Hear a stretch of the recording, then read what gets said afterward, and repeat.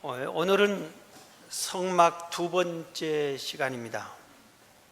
오늘은 성막들에 대해서 말씀을 드리려고 합니다. 우리 여러분 전부 가지고 다니라겠죠? 이것 좀 꺼내 보세요. 이거 한번 보여주세요.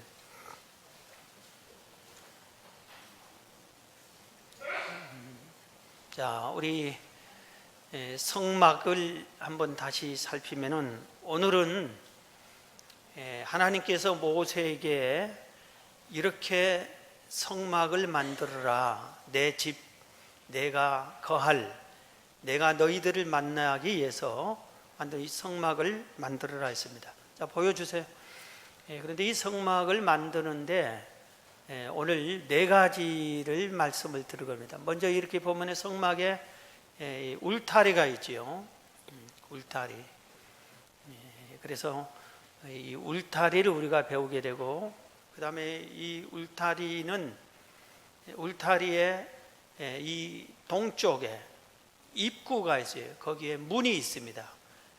이 성막 안으로 들어가는 문, 그 문이 있고, 문으로 들어가면은 이 성막의 바깥 뜰이 나오는데 거기에 두 가지 기구가, 중요한 기구가 있습니다. 하나는 번제단, 그리고 또 하나는 물두멍, 그렇게 했습니다.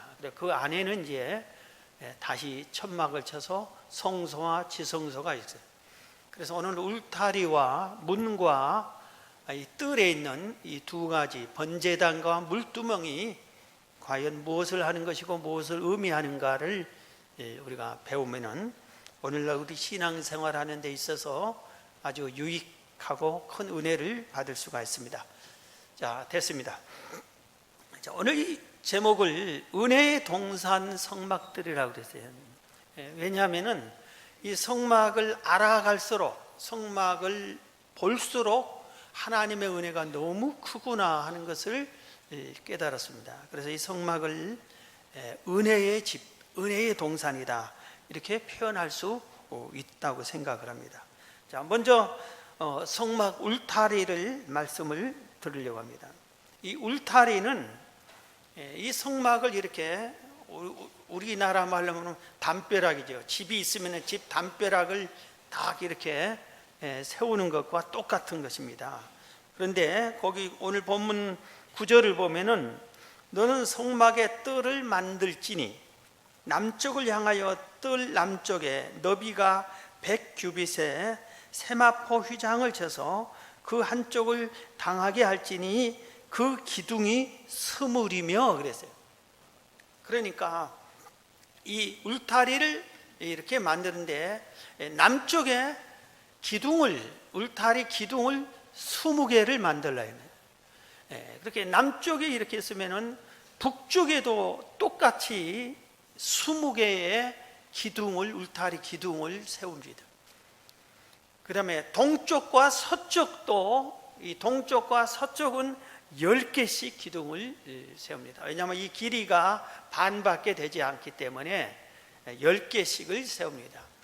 그런데 이 기둥을, 그러니까 하필 60개의 기둥으로 딱 울타리를 만들어 놓고 기둥만 세우는 게 아니라 그 기둥을 전체를, 이 울타리를 흰 하얀 세마포 천으로 이렇게 다 씌웠습니다. 연결을 시켜놨습니다. 그래서 멀리서 보면은 하얀 천에 기둥이 쫙 보이는 것이죠. 그래서 이 광야에서 울타리가 하얀 세마포 천으로 이렇게 둘러싸인 성막이 얼마나 거룩하게 보였을까. 우리가 상상을 하면은 아주 기이하게 보였겠구나. 정말 아름다운 성막으로 이렇게 보입니다. 그런데 이 성막에는 두 가지의 깊은 의미가 있어요. 하나는 이 울타리에 거룩한 두 가지 뜻이 있는데, 하나는 구별되어 있다, 구별된 곳이다 이겁니다. 그래서 이 성막 안과 울타리를 딱 침으로 이 성막과 이 성막 밖은 완전히 구별이 되어 있다 하는 것을 의미합니다. 그래서 이 성막 안으로 들어오면은 생명과 복을 얻고 성막 밖은 들어오지 못하면은 사망과 화가 임하는 것입니다. 성막 안에 들어와야 구원과 천국이 있고 성막 밖은 멸망과 지옥이 있다. 이것을 알 수가 있습니다. 그래서 이것을 좀 설명하는 성경 구절이 있습니다. 신명기 30장 15절 이하에 보면은 보라, 내가 오늘 생명과 복과 사망과 화를 내 앞에 두었나니 곧 내가 오늘 내게 명령하여 내 하나님 여호와를 사랑하고 그 모든 길로 행하며 그의 명령과 규례와 법도를 지키라 하는 것이라. 그리하면 내가 생존하며 번성할 것이요 또 내 하나님 여호와께서 내가 가서 차지할 땅에서 내게 복을 주실 것임이니라. 그러나 내가 만일 마음을 돌이켜 듣지 아니하고 유혹을 받아들여 다른 신들에게 절하고 그를 섬기면 내가 오늘 너희에게 선언하노니 너희가 반드시 망할 것이라. 너희가 요단을 건너가서 차지할 땅에서 너희의 날이 길지 못할 것이니라 하셨어요. 이게 뭐예요? 지금 이 말씀을 우리가 생각하면은 성막 안에 이 울타리를 딱 쳐놓고 이 안은 생명과 복이다. 그리고 밖은 사망과 화다. 선택해라 이겁니다. 너희가 선택을 해라. 어느 쪽을 선택할 까? 선택은 너의 자유다 이겁니다. 우리가 이걸 알아야 돼. 그러니까 성막 안에 들어와야 우리가 죄사함을 받고 거기서 하나님을 만나고 하나님의 말씀을 듣습니다. 성막 안에 들어오지 못하면 하나님을 만날 수도 없고 죄사함을 받을 수도 없습니다. 오늘날도 똑같은 거예요. 우리가 교회를 통해서 하나님의 말씀을 듣고 교회를 다니면서 예수님을 통하여 죄사함을 받고 구원을 받고 교회를 외면해버리고 하나님을 섬기는 것을 외면해버리면 죄사함 받지 못하고 구원받지 못하는 것입니다. 이것을 선택을 네가 해라, 이 말입니다. 오늘 우리는 예수님이 목자로 가끔 자신을 표현하셨어요. 그래서 목자이신 우린 예수님 품 안으로 돌아와야 됩니다. 그래서 예수님 품 안에 울타리, 성막인 울타리 안으로 우리가 들어가야 되는 겁니다. 그래야 우리가 이 땅에서 생명과 구원과 하나님의 은혜를 입을 수가 있는 것입니다. 여러분이 모두 다 이 울타리 안으로 들어오는 은혜를 입기를 주의 이름으로 축원합니다. 자, 그러면 이 울타리는 또 하나 무슨 의미가 있냐면은 이 울타리를 딱 쳐놓고 이것은 하나님의 소유다, 하나님의 것이다, 그런 의미가 있어요. 물론 하나님이 천지를 창조하셨어요. 그리고 이 세상의 모든 것이 하나님이 창조했기 때문에 하나님의 것이 맞습니다. 그런데 오늘 이 성막을 생각하면 광야의 넓은 땅에서 하나님께서 한 곳을 딱 정해놓고 거기다 울타리를 쳐라. 그리고 그 안에 성막을 만들어라. 이렇게 딱 해놓으면서 이것은 내 집이다 이렇게 하셨어요. 내 것이다, 내 소유다, 그렇게 말씀을 하는 것입니다. 그래서 우리는 하나님의 성막은 하나님의 집입니다. 오늘날 교회를 예수님이 뭐라고 했어요? 내 집이다 그랬어요. 교회를 가리켜서 예수님께서 내 집은 만민이 기도하는 집이다 이렇게 표현을 하는 것을 기억을 해야 되는 겁니다. 그래서 오늘 우리를 예수님께서 예수님의 이름으로 우리를 제사함 받고 구원을 얻게 하면서 너는 내 것이다 그렇게 우리를 부르십니다. 성경 이사야 43장 1절 이하에 보면 이렇게 말합니다. 야곱아, 너를 창조하신 여호와께서 지금 말씀하시느니라. 이스라엘아, 너를 지으신 이가 말씀하시느니라. 너는 두려워하지 말라. 내가 너를 구속하였고 내가 너를 지명하여 불렀나니 너는 내 것이라. 내가 물 가운데 지날 때에 내가 너와 함께 할 것이라. 강을 건널 때 물이 너를 침몰하지 못할 것이며 내가 불 가운데로 지날 때에 타지도 아니할 것이요 불꽃이 너를 사르지도 못하리니 대전하는 여호와 내 하나님이요 이스라엘의 거룩한 이요 내 구원자이므라. 내가 애굽을 너의 속량물로 구스와 스바를 너를 대신하여 주었노라. 내가 내 눈에 보배롭고 존귀하며 내가 너를 사랑하였은즉. 이렇게 말씀하십니다. 지금 하나님께서 내가 너를 지명하여 불러서 자녀를 삼아서 그러니 너는 내 것이다. 하나님이 내 것이다 한 이후에 우리를 네가 어디를 가든지, 위험한 물속에 가든지 활날 타오르는 불 가운데를 지나가든지 내가 너를 함께해 주시고 보호해 주시고 지켜줄 것이다. 내가 너를 얼마나 보배롭고 귀하게 여긴 줄 아느냐, 내가 너를 얼마나 사랑한 줄 아느냐, 이것을 지금 깨우쳐 주는 말씀이에요. 그래서 이 울타리, 이 성막 안은 내 것이다, 하나님의 것이다. 그러면 누구든지 이 안에 들어오면 내 자녀가 된다. 그리고 나는 그들을 책임져 줄 것이다 하는 이런 의미가 있습니다. 여러분, 우리는 이 세상에서 우리 홀로 사는 것이 아니에요. 하나님이 우리를 부르셨어요. 우리는 하나님의 자녀가 된 거예요. 그래서 우리는 누구의 것이에요? 하나님의 것이에요. 나는 하나님의 것이다. 나는 하나님의 것이다. 이걸 믿으시기를 바랍니다. 그래서 우리는 나는 내 것이다 하는 사람들이 모든 것이 평탄하고 풍족할 때는 지멋대로 삽니다. 반면에 어렵고 힘든 일을 할 때는 낙심하고 좌절해버리고 인생을 실패로 끝냅니다. 그러나 우리가 하나님의 것임을 알 때는 풍요로울 때에도 이건 내 것이 아니다, 하나님의 것이다, 하나님의 영광을 위해서 사용한다, 그렇게 하고, 내가 힘들고 어려운 일 당할 때도 나 혼자 당하는 것이 아니라 하나님이 아신다, 하나님이 나를 이끌어 세워줄 것이다, 하나님의 새 힘을 줄 것이다, 하나님이 나를 인도할 것이다, 이 믿음을 갖고 그 어려움을 이겨나가는 것입니다. 오늘 이 울타리를 배우면서 나는 누구의 것이다? 하나님의 것이다. 그리고 이 울타리 안은 거룩한 구별된 곳이다. 이것을 깨달으시기를 주의 이름으로 축원합니다. 자, 그러면 이제 이 울타리가 성막의 울타리를 우리가 배우는데, 이 울타리의 성막 안으로 들어가면은 문을 통과해야 됩니다. 그런데 문이 동서남북 울타리 사방 중에 딱 한 곳밖에 없어요. 동쪽에 있습니다. 그런데 오늘 본문 출애굽 27장 16절에요. 뜰 문을 위하여는 청색, 자색, 홍색 실과 가늘게 꼰 배실로 수놓아 짠 20규빗의 휘장이 있게 할지니 그랬어요.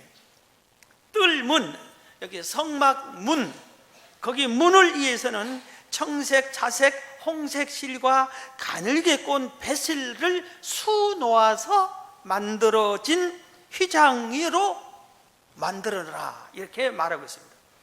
그래서 성막문은 아주 아름다웠어요. 성막문은. 자, 우리가 한번 상상을 해보세요. 아주 이 광야에서 광야는 그렇게 아름답지는 않습니다. 아름다운 숲이 있고 꽃이 있고 그런 게 아니에요. 그런데 황량한 이 광야에 하얀 세마포의 천으로 울타리가 딱 쳐진 곳에 청색, 자색, 홍색 아름다운 색깔 가는 배실 이 네 가지 실로 천을 짜가지고 수놓은 그 문 휘장이 딱 드리워져 있어요. 얼마나 아름다운지 몰라요. 거기 들어가고 싶은 마음이 생길 거예요. 만져보고 싶은 마음이 생길 거예요. 그런데 이 문은 예수 그리스도를 상징합니다. 예수님께서 자기 자신을 가리켜서 나는 양의 문이다 그랬습니다. 우리를 양으로 비유하고 본인은 목자이면데 또 양의 문이다 그랬어요. 요한복음 10장 9절에 보면은 내가 문이니 누구든지 나로 말미암아 들어가면 구원을 받고 또 들어가며 나가며 꼴을 얻으리라 그랬어요. 지금 해맞게 들어가는 길이 문이 하나밖에 없는데 그 문을 통해서 들어가야만 거기서 우리가 제사함을 받습니다. 하나님께 제사를 지내고 제사함을 받는 거예요. 그런데 예수님께서 누구든지 내가 문이니 나로 말미암아 들어가면은 그는 양으로 피어있기 때문에 들어가도 나가도 양에게 가장 귀한 것은 꼴이잖아요. 푸른 풀이잖아요. 그것을 얻을 것이다. 생명을 얻는 양식을 얻을 것이다. 그렇게 말씀을 한 겁니다. 그래서 우리가 사는 길, 생명을 얻는 길, 양이 생명을 얻는 것은 꼴을 얻어야만 생명을 얻는데, 우리가 사는 길은 문인 예수님을 만나는 것이, 문을 통과해야만 되는 겁니다. 그래서 그 우리 안에는 맛있는 꼴이 잔뜩 있어요. 그래서 양이 그 안에 문으로 들어가야만 돼요. 그래서 문 밖에서, 문에서 목자인 예수님이 서서 자기 양들을 이렇게 들여보내는 겁니다. 그래서 이 문이 얼마나 소중한지 모릅니다. 그래서 이 안에 들어와야 돼요. 그런데 여기 울타리 문, 성막의 문을 들어와야 번제단에서 제사를 지내면서 자기 죄를 용서함을 받는 것입니다. 그래서 다른 방법으로 제사함을 받을 수가 없어요. 그래서 문이 몇 개라겠죠? 하나. 그래서 성경에 사도행전 4장 12절에 다른 이로서는 구원을 얻을 수 없나니 천하인간의 구원 얻을 만한 다른 이름을 우리에게 주신 일이 없음이라 하였더라. 이 세상에서 구원받는 길, 제사함 받는 길, 천국 가는 길, 하나님의 자녀가 되는 길은 유일하게 하나밖에 없어요. 길이 하나밖에 없어요. 문이 하나밖에 없어요. 그게 예수님이래요. 다른 이로서는 구원 얻을 수 없다. 천하 인간 어느 누구에게도 구원 얻을 수 있는 길을 맡긴 그런 사람이 아무도 없다. 오직 예수 그리스도밖에 없다, 이겁니다. 그래서 이 땅에서 구약 시대에는 구원을 받으려면 반드시 해망문을 들어가서 제사함을 받아야만 죄를 용서함 받고 구원받았어요. 천국 갈 수 있었어요. 다른 길이 없었어요. 그런데 예수님이 오신 이후에는 예수님을 통해서만 구원을 받을 수가 있어요. 이 땅에 어느 누구도 다른 사람을 통해서, 다른 방법을 통해서 천국에 가는 길이 여러 개 만들어 놓지 않았어요. 하나님께서 오직 한 길만 만들어 놓으셨어요. 그 길은 예수님을 통해서만 만들 수 있어요. 그래서 요한복음 14장 6절에 보면은 예수께서 가라사대 내가 곧 길이요 진리요 생명이니 나로 말미암지 않고는 아버지께로 올 자가 없다. 예수님을 통하지 않고는 다른 길로 천국에 갈 수 없다, 단호하게 말했습니다. 그런데도 불구하고 많은 이단의 교주들 같은 사람들이 내가 곧 길이다, 나를 통해서 구원을 얻는다, 이런 사람들이 많이 있습니다. 우리나라에도 많이 있습니다. 통일교회 문선명도 그랬고, 신천지의 이만희도 그렇고, 하나님의 교회에는 정말 제가 개인적으로 생각할 때 하나님의 교회 다니는 성도들은 좀 이상한 사람들 같아요. 어느 날 교주가 나타나서 내가 하나님이다 그러니까 하나님이라고 믿는 겁니다. 사람을 어떻게 하냐면 나는 영생한다 그랬습니다. 그러면은 영생했으면은 그 사람은 죽지 않아야 되잖아요. 그런데 그 사람이 하나님이 죽어버렸어요. 그러면 그 따르는 무리들이 우리가 속았구나, 내가 참 어리석구나 그래야 되는데, 딱 죽고 나니까 그 수습해야 되니까 얼른 그의 아내가 장길자라는 여인인데 내가 어머니 하나님이다 하고 등장을 하니까 또 그걸 믿는 거예요. 그런데 어머니 하나님이 죽겠지요. 그럼 또 나중에 아들 하나님이 나타날지, 뭐 손자 하나님이 나타날지 모르겠는데 왜 그럴까? 참 어리석은 것 같아요. 이 세상에 다른 이름으로 구원 얻을 길이 하나도 없어요. 제사함을 다른 방법으로 전혀 없습니다. 절대로 없어요. 오직 예수님밖에 없어요. 울타리 안으로 들어가는 길은 문이 하나밖에 없어요. 동쪽에 딱 트여진 그 문밖에 없어요. 그 안에 들어가야 제사함 받고 하나님을 만날 수 있는데 문이 하나예요. 오늘날 구원의 길은 오직 예수님밖에 없어요. 그런데 우리가 알아야 할 것이 있어요. 이 문이 닫힐 때가 옵니다.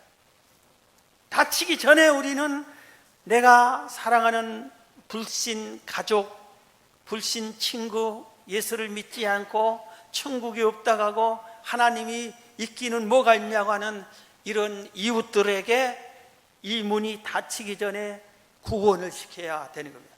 예수님이 이 땅에 재림해버리면 그때는 끝이 납니다. 그때는 아무리 회개해도 그때는 받아들이지 않습니다.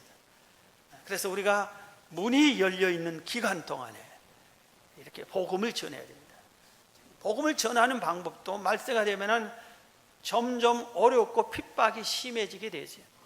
그래서 우리나라에서 3, 40년 전만 해도 아무 데서나 아무렇게 복음을 전해도 아무렇지도 않았어요.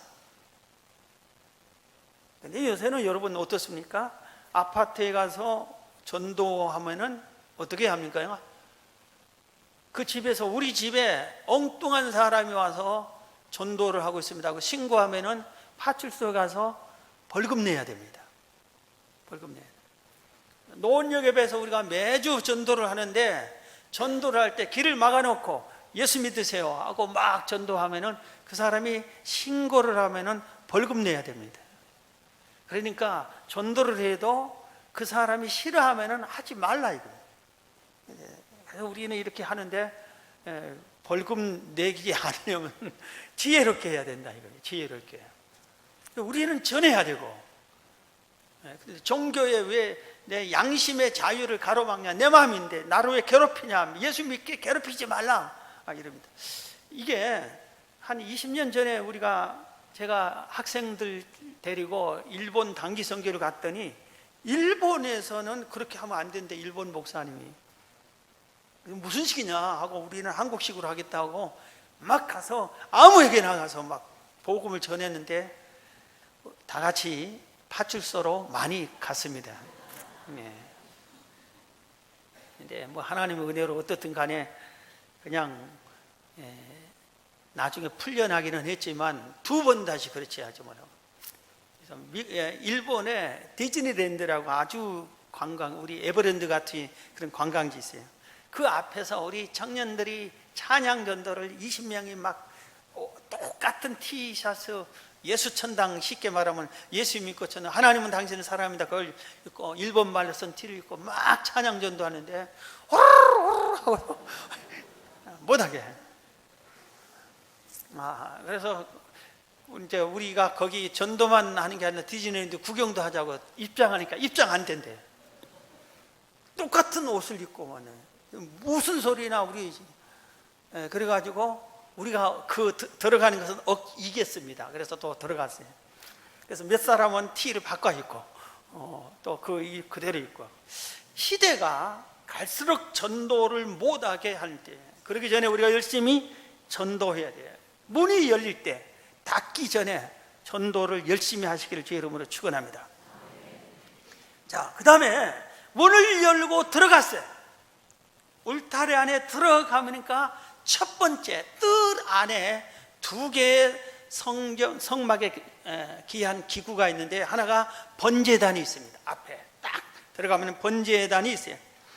오늘 출애굽기 27장 1절에 보면 너는 조각목으로 길이가 5규빗 약 2.5m 너비가 5규빗의 제단을 만들되 네모 반듯하게 하며 높이는 3규빗으로 하고 그 네 모퉁이에 뿔을 만들 때 그 뿔이 그것에 이어지게 하고 그 제단을 노수로 싸라고 그랬습니다. 자, 번제단을 만드는데 이렇게 길이가 2.5m, 2.5m 하되 네모 반듯하게 만들어야겠죠. 그런데 뭘로 만들어야겠어요? 조각목으로, 나무로 만들어야겠어요. 그런데 거기는 짐승을 불태우는 것인데 나무면 안 되잖아요. 나무로 만든다면 노수로 씌우라고 했어요. 노수로 다 입혔습니다. 그러니까 완성된 이 번제단은 놋제단이에요. 놋 번제단이에요. 놋으로 된 거예요. 거기에 사각 모퉁이에 뿔을 이렇게 나게 했습니다. 지금은 뿔을 대한 설명할 시간이 없어서 그냥 진행하는데, 재지은 사람이 뛰어와서 그 뿔을 붙잡으면은 함부로 하지 않습니다. 그런 의미가 있는 거죠. 여기에서 이 번제단이 뭐 하는 것이냐? 사람들이 제물인 양이나 염소나 송아지나 이걸 가지고 와서 거기서 하나님께 제물로 바치어서 제사를 드리는 것이 번제단입니다. 자, 예를 들어서 얘기할게요. 한 사람이 제사장에게 왔습니다. 제사장님, 제가 지난주에 이런 죄를 지었습니다.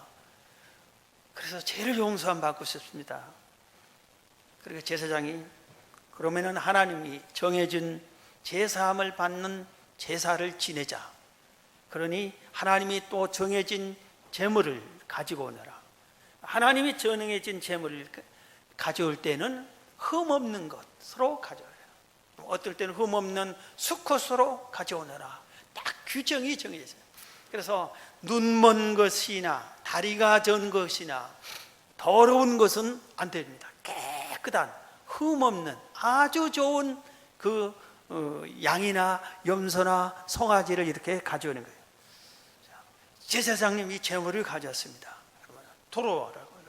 제물을 딱 가져오면은 너의 손을, 제사장이 얘기해, 너의 손을 짐승의, 네 제물을 가져온 제물을 위해 짐승의 머리에 이마에 손을 얹어라. 그리고 안수하라. 그렇게 합니다.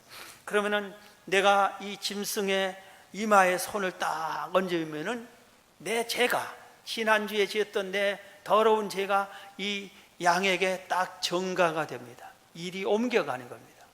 그러면 제사장이 이 양을, 이 죄가 있는 흠없는 깨끗한 양, 죄 없는 양이 죄를 이어 전가를 받아가지고 너는 죄가 있다, 죄값은 죽여야 된다고 죽입니다. 그리고 피를 제단 옆에 사방에 뿌리고 그 죽은 그 제물을, 죽인 짐승을 각을 떠서 번제단에서 태워서 하나님께 연기로 그렇게 보내는 것. 이게 제사함을 받는 유일한 방법이에요. 오늘 그래서 이 번제단이 얼마나 귀해. 이게 없으면은 우리가 구약 시대에는 제사함을 받을 수가 없어요. 그래서 번제단이 있는 게 얼마나 감사한 겁니다. 그런데 이 시대, 예수님이 십자가에 못 박혀 죽인 예수님 이후 이 시대 지금까지는 어떻게 해서 제사함을 받아요? 이 시대에도 우리가 제사함을 받기 위해서 양 한 마리를 어디서 구해가지고 와서 교회 앞마당에서 죽여가지고 피를 뿌리고 불 태워가지고 죄를 용서함 받느냐? 그게 아니에요. 이 시대는 하나님께서 예수님대로 네가 세상에 내려가라. 그래서 죄 없는 예수님이 이 땅에 오셔가지고 네가 양이 되라, 제물이 되라, 죄를 용서해주는 희생의 제물이 되라. 그래서 예수님을 십자가에 못 박혀서 죄가 없는데 온 인류의 죄를 뒤집어 쓰고 죽은 겁니다. 그래서 우리의 죄가 예수님이 죽으심으로 사라졌어요. 아까 말한 한 사람이 죄를 양에게 뒤집어 쓰고 양을 죽여서 제사함을 받은 것처럼 이 시대는 예수님께서, 양이 아닌 예수님께서 친히 온 인류의 죄를 대신 뒤집어 쓰고 죄 없는 예수님이 십자가에 못 박혀서 죄값을 짊어지고 죽어주셨어요. 그래서 우리 죄가 사함을 받은 것입니다. 할렐루야. 그래서 이 시대는 예수님을 개인의 구주로, 하나님의 자녀로 내 죄를 용서하기 죄를 용서하기 이 땅에 오신 주님으로, 그리고 오셔서 죄 없는 예수님이 내 죄를 대신해서 죽어주신 이것을 구주로 믿는 사람이 그 믿음으로 죄사함을 받습니다. 할렐루야. 얼마나 감사해요.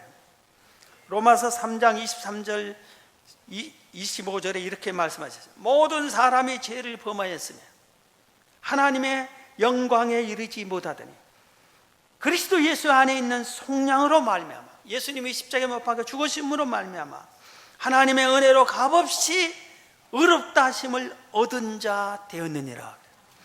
이 예수를 하나님이 그의 피로써 믿음으로 말미암아 화목 제물로 세우셨으니, 그렇게 하나님께서 이렇게 예수님을 화목 제물로 삼으셨다 이겁니다. 얼마나 하나님의 사랑이 크고 예수님의 은혜가 귀한지 우리가 오늘 이 번제단을 배우면서 우리가 배우게 되는 겁니다.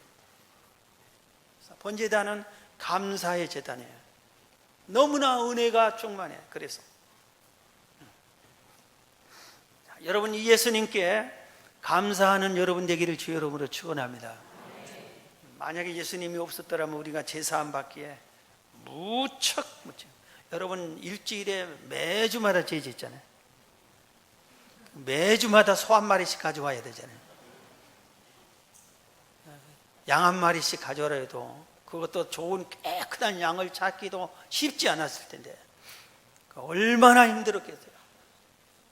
예배당에 오면 맨날 피비린내 나고 짐승 피냄새 나고 짐승 태우는 냄새가 가득하고, 그러면 제사장이 너는 왜 지난주도 큰 죄 짓고 또 짓고 또 짓고, 야 이놈아 죄 좀 그만 지어라, 아마 그럴 것 같아요. 그런데 우리는 요새는 그렇지 않아요. 예수님이 다 해줬어요. 그저 믿고 감사하면 돼. 할렐루야. 감사하면 돼요. 자, 오늘 이 번제단 다음에는 물두멍이 있습니다. 이게 아주 큰 은혜이고 이걸 반드시 우리가 알아야 돼요. 자, 우리 다시 봅니다. 울타리가 있어요. 성막 울타리가. 입구에 문이 하나 있어요. 들어왔습니다. 거기에 뭐가 있었어요? 번제단이 있어요. 거기서 제사함을 받았습니다. 그런데 이 물두멍은 뭐냐? 물두멍은 출애굽기 30장 17절부터 여호와께서 모세에게 말씀하여 이르시되 너는 물두멍을 노수로 만들고 그 받침도 노수로 만들어 씻게 하되 그것을 해막과 제단 사이에 두고 그 속에 물을 담으라. 아론과 그의 아들들이 그 두멍에서 수족을 씻되 그들이 해막에 들어갈 때 물로 씻어 죽기를 면할 것이요 제단에 가까이 가서 그 직분을 행하여 여호와 앞에 화제를 살을 때에도 그리 할지니라. 자, 이 물두멍도 하나님이 모세를 통해서 만들라 해서 지금 만든 겁니다. 물두멍은 뭐로 만들어? 노수로 만들어라. 물두멍의 받침대도 노수로 만들어라. 그리고 이 물두멍 안에는 깨끗한 물을 항상 채워놔라 그랬습니다. 그래서 이 물두멍에서 제사장들이 성소에 들어갈 때 손과 발을 깨끗이 씻고 들어가야 돼요. 그리고 제사장이 번제단에 아까 제물을 각을 떠서 그 짐승도 잡고 각을 뜨고 또 그거를 하나님께 불로 태워 드리고 그런 거 일을 할 때, 이 제사를 집례할 때 제사장이 먼저 물두멍에서 손발을 씻고 해야 돼요. 제사를 지낼 때. 그래야만 되지. 만약에 깨끗이 씻지 않고 성소에 들어가면 하나님이 죽여버린다고 그랬어요. 더러운 채 들어가면 하나님의 거룩한 곳에 더러운 채 들어가면 죽인다고 그랬어요. 얼마나 엄히 말했는지 모릅니다. 그래서 우리들이 알아야 할 것은 이 물두멍의 역할이 아주 중요하다는 것을 깨달아야 됩니다. 지난 여름 우리 교육자 수련 때 제주도로 갔는데 거기에 방죽교회를 탐방했어요. 숲속에 있어요. 외진 곳에. 그런데도 많이 관광객들이 찾아가요. 대부분 예수 믿는 사람 일부러 찾아갑니다. 교회 모양을 방주 모양을 본따서 아주 유명한 설계자가 설계를 했대요. 그런데 그 방주 교회에 평일이니까 낮에 안에는 못 들어가는데 밖을 둘러보게 해놨는데 그 방주 예배당에 둘레로 물이 흐르게 해놨어요. 그러니까 방주를 연상시키는 거예요. 사방이 파도로 물이 바다와 같이 물로 가득 차는데 그 방주 안에 들어온 자만 산다 이겁니다. 그런 의미가 있어요. 제가 오래전에 미국에 가서 로버트 술로 목사님이 세운 크리스찬 처치 수정교회가 거기를 탐방한 적이 있어요. 거기 가면은 온 예배당이 수정으로 만들어요. 유리로 아주 아름답습니다. 그런데 그 예배당을 예배하는 곳에 들어가는 곳에 물이 흐르게 해놨어요. 물이. 그리고 제가 청년 때 명동성당을 구경한 적이 있어요. 천주교는 어떻게 지내고 명동성당은 어떤 곳인가 하고 일부러 명동성당을 찾아가 본 적이 있어요. 갔더니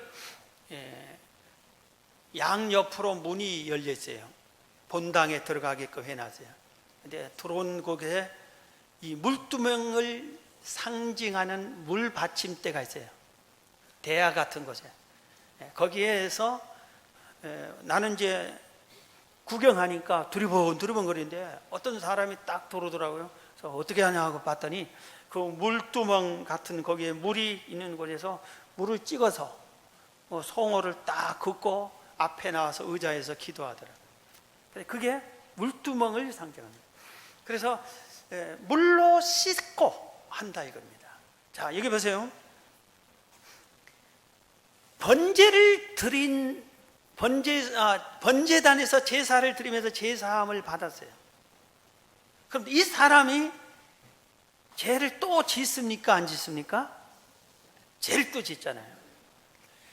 다시 보세요. 예수님을 구주로 믿고 모든 죄를 사함을 받았어. 예수 믿고 구원받은 내가 이 세상에 살면서 죄를 또 짓습니까? 안 짓습니까? 죄를 지었잖아요. 그럴 때 물두멍에서 손을 씻는 것을 생각하라 이겁니다. 그럴 때 예수님이 뭐라고 하셨어요? 요한일서 1장 9절에 이랬습니다. 만일 우리가 우리 죄를 자백하면 그는 미쁘시고 의로우사 우리 죄를 사하시며 우리를 모든 불의에서 깨끗하게 하실 것이요 그랬어요.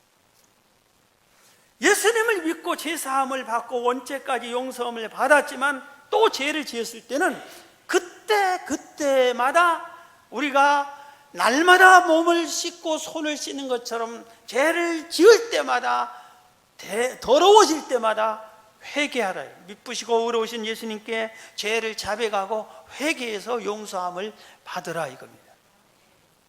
내가 예수를 믿고 구원 받아서도 또 죄를 지었는데 그걸 회개하지 않으면 천국에 갈 수 없어요. 무슨 어떠한 죄든지 죄가 회개하지 않는 죄로는 구원받을 수 없어요. 예수 믿으면 구원받아요. 그런데 믿고 또 죄를 왕창 짓고 회개도 않고 있는 사람이 죽었다 그러면 구원받을 수가 없는 거예요. 죄는 들어갈 수가 없어요, 천국에. 그래서 성소에 들어갈 때는 반드시 씻고 들어가야 돼요. 여기서는 죄를 씻는다는 의미가 있다 이겁니다. 그래서 여러분이 예배당에 와서 예배할 때도 반드시 회개하고 와야 돼요. 죄를 그대로 오줘야 돼요. 그래서 회개가 있어야 돼요. 하루를 지낸 다음에 저녁에는 반드시 회개하고 자야 돼요. 회개도 않고 죄를 잔뜩 지고 자다가 죽어버리면 어떻게 될 거예요? 회개해야 돼요. 회개. 그래서 늘 씻어야 돼요. 늘 씻어야 돼요. 만약에 하나님이 저에게 예배당을 건축할 은혜를 준다면은 예배당 본당 입구에 물이 흐르게 하고 싶어요.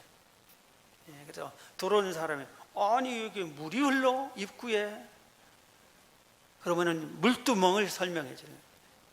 당신은 이 물을 건너면서 당신의 죄를 회개하고 씻고 깨끗한 마음으로 예배당에 들어와서 하나님을 예배해라. 죄인의 예배는 하나님이 받지 않으신다. 그래서 물이 흐르게 해놓으면 참 좋을 것 같아요. 자, 오늘 말씀을 마치려고 합니다. 우리 안으로, 하나님 품 안으로 꼭 들어오시기를 주의 이름으로 축원합니다. 문이 열렸을 때 한 명이라도 더 구원시키시기를 바랍니다. 번제단의 은혜가 나를 위해서 예수님께서 희생 제물이 되어 주셨구나. 그 은혜를 깨닫고 주님께 감사하며 살으시기를 바랍니다. 물두멍에 수시로 우리가 씻듯이 수시로 회개하는 삶을 살으셔서 성결한 마음으로 거룩한 삶을 살아가기를 주의 이름으로 축원합니다.